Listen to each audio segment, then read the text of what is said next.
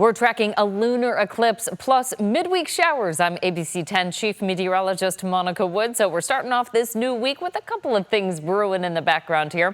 First, let's check out that total eclipse. This is going to be a lunar eclipse here. It'll begin shortly after midnight, but really the peak of this is all going to be unfolding during the very early morning hours. So if you want to set that alarm, it might be worth our while because this won't happen again actually until 2029. Now, the peak of the eclipse here locally is going to be 3:33 a.m. on the west coast, and then the total eclipse is going to end at 4:02. So we only have about an hour between 3 a.m. and 4 a.m. of actually seeing that moon turn that kind of reddish orangish glow as we get in between the Earth's shadow between the sun and the moon. So the Earth's shadow creating that glow across the moon. And then everything comes to an end just before sunrise. So things are actually going to be quieting down quite a bit as we head towards tomorrow morning. But this is actually good timing for the eastern half of the country. This actually happens right around sunrise, so it's not going to be really dark skies. You can see this is going to be visible across the entire continent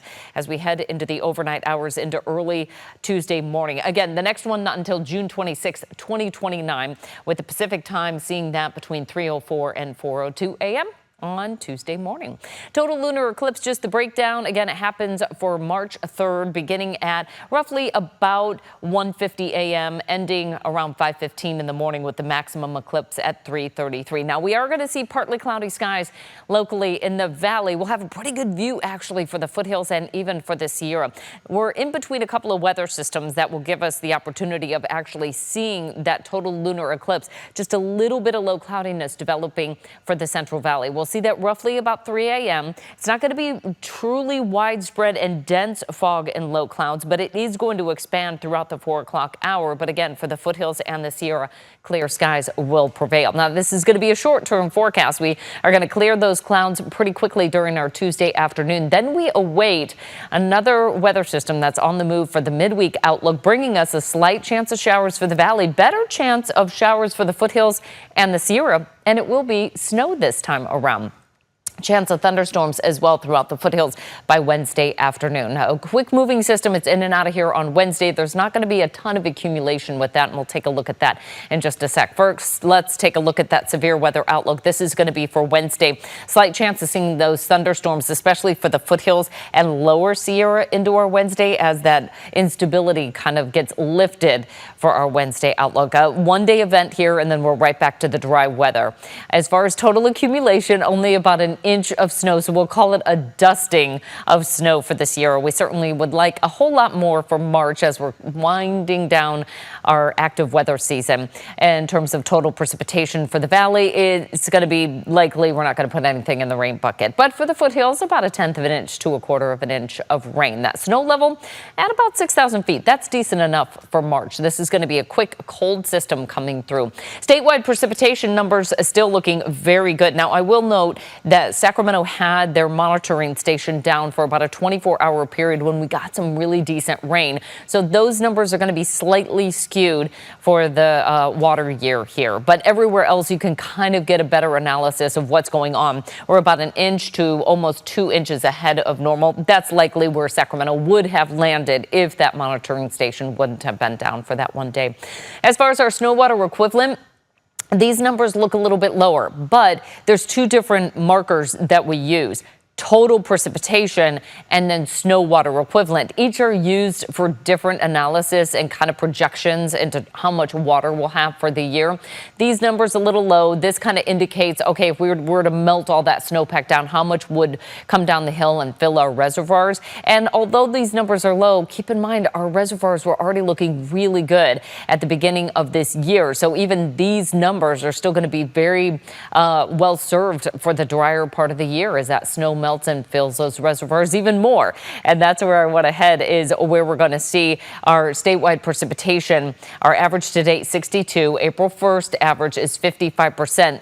But here's the numbers and where it really matters, our reservoir supply. And we're still well ahead of pace here for all of our reservoirs, and they are starting to fill even within a week's time. Granted, we have seen some warm weather, so there is some snow melt going on. These numbers have come up for capacity, so they are starting to fill fill. And you've probably noticed those rivers are running really high right now and fast. So this is kind of that springtime melt that we talk about. Our central Sierra reservoirs also ahead of pace, ahead of average. We're about 85% full to close to 80% full. So everything looking pretty good at this part in the season. When the rain ends, we're nearing the part of the year when we transition into a wet and active stormy time into a drier, warmer time. March 3rd is actually the date that we see our average last day with 1+ inch of rain. And then right around the corner, April 15th is the average last day with about 1/2 inch of rain. So again, we start to wind things down by the time we get to March into April. And that's really building our water year. December, January, February in the rearview mirror. That's when we gain 50% of our annual precipitation. Now we're starting to edge towards the time of year where our peak snowpack will end and our peak snowmelt will begin, and filling our reservoirs and where water is at its highest demand. And we also look at the evaporation rate with heat as well, a part of the forecast by the time we get to June, July, August, September, even into early October. We've got another weather system, though, as I marked earlier in this forecast period, that is going to be brewing its way in the Pacific and then moving our way. That's going to happen overnight Tuesday into Wednesday. So again, the storm track will start to shift ever so slightly. And we're going to be tracking something on the back edge of this as well. Here's that rain band that moves through the foothills Wednesday morning, and snow for this year. Slight chance of seeing a few sprinkles in the Sacramento region, but overall, likely going to be a dry forecast, lots of clouds, and kind of a gray day for us on Wednesday. Now, here's what happens on the back edge of this. That low pressure system moves into the southern part of the state as this high pressure ridge is trying to build in. It's the opposition of those two different patterns and those pressure systems that will develop those strong north and easterly winds. Those are dry and warming winds.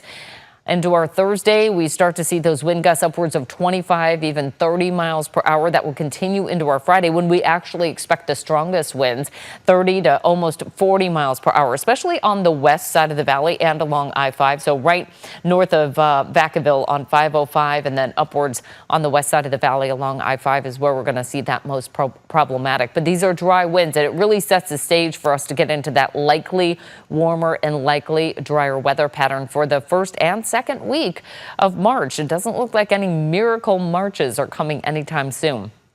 Highs are in the 50s for that Tuesday forecast. So again, as we start to see rain and snow approach, initially it's going to be a warm environment, and then we'll bring down that snow line with a colder pocket of air.